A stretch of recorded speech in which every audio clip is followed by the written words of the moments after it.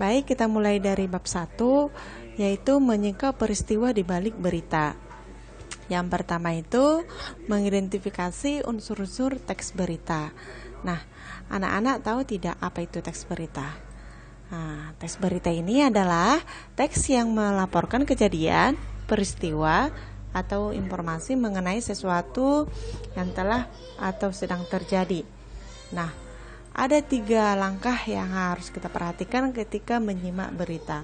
Yang pertama itu mendengarkan dengan penuh konsentrasi sehingga mampu menentukan pokok informasi dalam berita.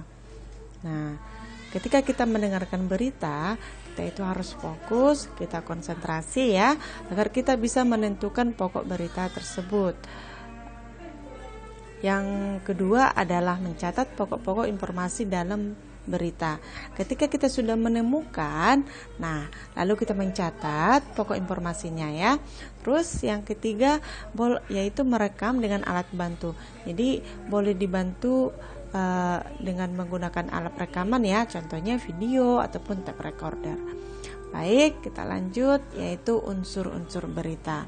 Nah, unsur-unsur berita ini disebut dengan istilah 5W ditambah 1H, atau ada juga istilah lainnya yaitu adik Simba. Nah, unsur-unsur berita ini yang pertama apa, yang kedua di mana, yang ketiga kapan, yang keempat siapa, yang kelima mengapa, dan yang keenam adalah bagaimana. Nah, inilah yang disebut dengan unsur-unsur berita. Baik, kita lanjut ke bagian yang B, yaitu menyimpulkan isi teks berita. Nah, untuk menyimpulkan berita, hal yang harus kita lakukan adalah menentukan unsur berita ya. Jadi kita menentukan unsur berita 5W tambah 1H yang tadi ya, baru bisa kita lakukan penyimpulan berita. Nah, namun tidak semua informasi menjadi kesimpulan berita ya. Maksudnya tidak semua informasi itu yang bisa kita jadikan sebagai kesimpulan berita. Nah, untuk itu kita harus menyeleksi informasi yang penting untuk bisa kita jadikan jadi bahan kesimpulan. Nah, inilah hal yang harus kita lakukan ketika menyimpulkan isi teks berita. Baik, kita lanjut ke bagian C, yaitu menelaah struktur dan teks berita. Nah, yang pertama menelaah struktur teks bahasa dulu ya. Dalam menelaah struktur teksnya itu ada 4 yang harus kita perhatikan ya. Yang pertama itu adalah kepala berita ya. Kepala berita atau disebut dengan headline, yaitu judul berita utama yang biasanya ditulis besar-besar ya. Itu adalah judul berita. Jadi kepala berita itu disebut dengan judul berita ya. Terus yang kedua yaitu teras berita. Nah, teras berita ini berisi suatu paragraf pembuka ya, yang memuat intisari berita. Jadi paragraf pembukanya ini disebutlah ini teras berita. Nah, di sini juga ada dibahas beberapa poin daripada adik Simba atau unsur beritanya ya. Nah, yang ketiga yaitu tubuh berita. Nah, di dalam tubuh berita ini disinilah dibahas secara lengkap, secara detail, yaitu unsur-unsur berita, ya. Oke, jadi di dalam tubuh berita tersebut disitulah dibahas secara lengkap unsur beritanya.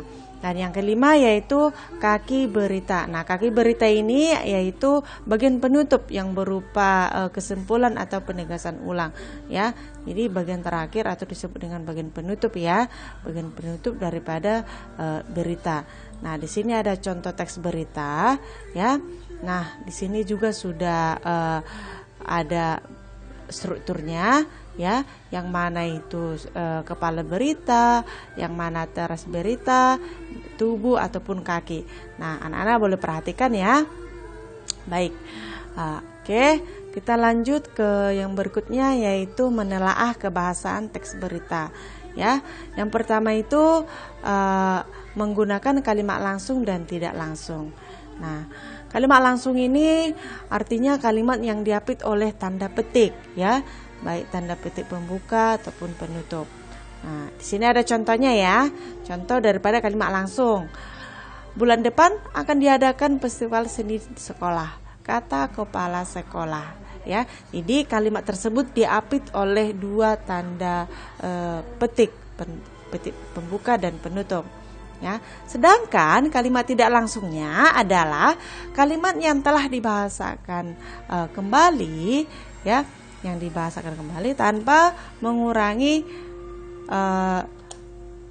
intinya, ya, tanpa mengurangi intinya. Baik, nah, contoh daripada kalimat tidak langsung ini yaitu kepala sekolah mengatakan bahwa bulan depan akan diadakan festival seni di sekolah, ya. Nah, dalam arti dibahasakan kembali tetapi tidak mengurangi intinya, ya.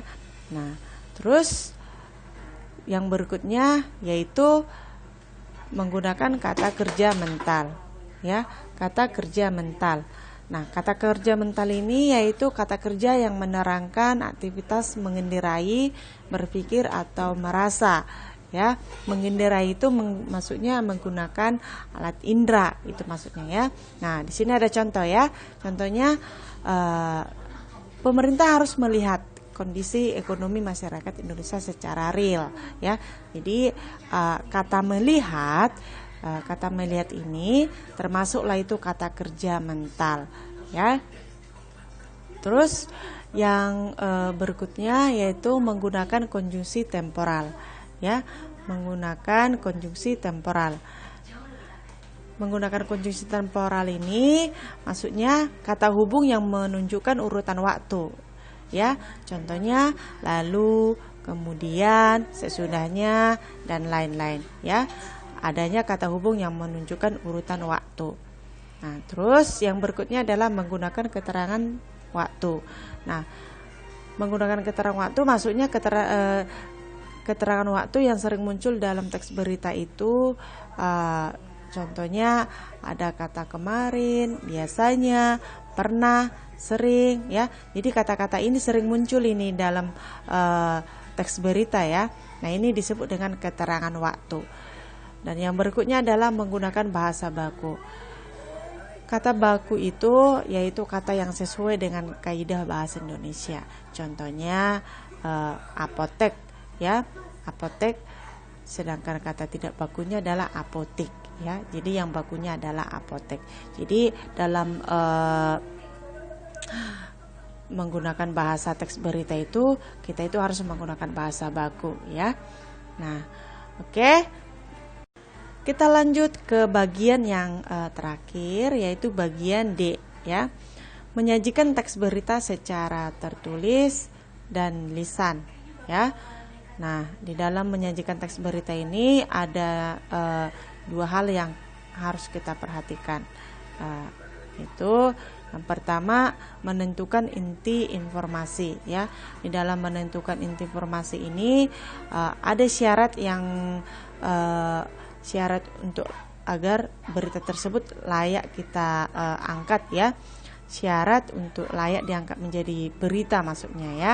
Yang pertama itu adalah faktual. Nah, arti daripada faktual ini adalah informasi harus berdasarkan fakta.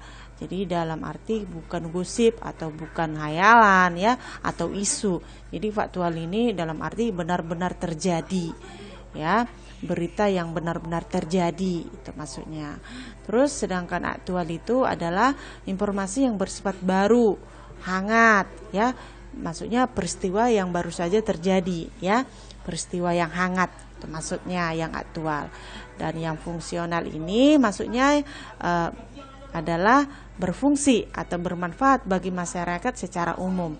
Jadi berita ini maksudnya berita tersebut harus benar-benar ada manfaatnya untuk masyarakat secara umum, ya. Oke, terus yang kedua yaitu menyusun kerangka berita. Nah, untuk menyusun kerangka berita ini perlu menggunakan adik simba, ya. Perlu menggunakan adik simba atau unsur berita, ya. Nah, di sini ada contoh bagaimana cara menyusun kerangka berita. Nah, di dalam menyusun kerangka berita ini kita harus menggunakan unsur-unsur berita tersebut, ya. Nah, terus setelah kita sudah susun adik simbanya atau unsur beritanya, lalu kita kembangkan ya. Di sini ada mengembangkan kerangka berita ya, yang bagian nomor 3. Kita kembangkan unsur atau kerangka berita yang sudah kita susun. Nah, kita kembangkan menjadi sebuah teks berita yang lengkap. Nah, itu maksudnya ya. Di sini ada contohnya ya anaknya, atau di buku kamu juga ada contoh di situ ya. Ada contoh menyusun kerangka berita ya. Ada contoh teknik penyusunannya dan juga pengembangan kerangka beritanya juga ada di situ ya. Nah, di sini juga anak-anak boleh lihat. Baik. Nah, selanjutnya itu ada menentukan judul berita ya. Nah, ciri-ciri judul baik yaitu akurat, jelas dan ringkas. Jadi tidak perlu panjang lebar atau bertele-tele. Nah, terus mencerminkan isi berita ya. Jadi dalam judul tersebut itu harus bisa mencerminkan, harus ada, kita lihat benar-benar cocok untuk dijadikan menjadi sebuah pengembangan berita. Nah, yang berikutnya adalah menarik pembaca. Jadi dari judul itu bisa membuat kita semakin tertarik gitu. Berarti kita penasaran akan isi daripada berita tersebut. Dan yang terakhir yaitu bermakna tunggal. Maksudnya tidak ambigu atau tidak membingungkan para pembaca ya. Baik. Yang terakhir yaitu membaca berita. Nah, tujuan daripada pembacaan berita ini adalah agar pendengar dapat mengerti informasi yang kita sampaikan ya. Jadi adanya tujuan daripada pembacaan berita ini agar si pendengar dapat mengerti informasi yang kita sampaikan. Baik, demikian materi kita hari ini ya, yaitu mengenai menyingkap peristiwa di balik berita. Nah, untuk pemberian tugasnya nanti akan saya informasi ya di grup kita nanti. Baik, demikian materi hari ini, sampaikan selamat mengikuti pelajaran dari rumah, tetap semangat dan jaga kesehatan. Terima kasih.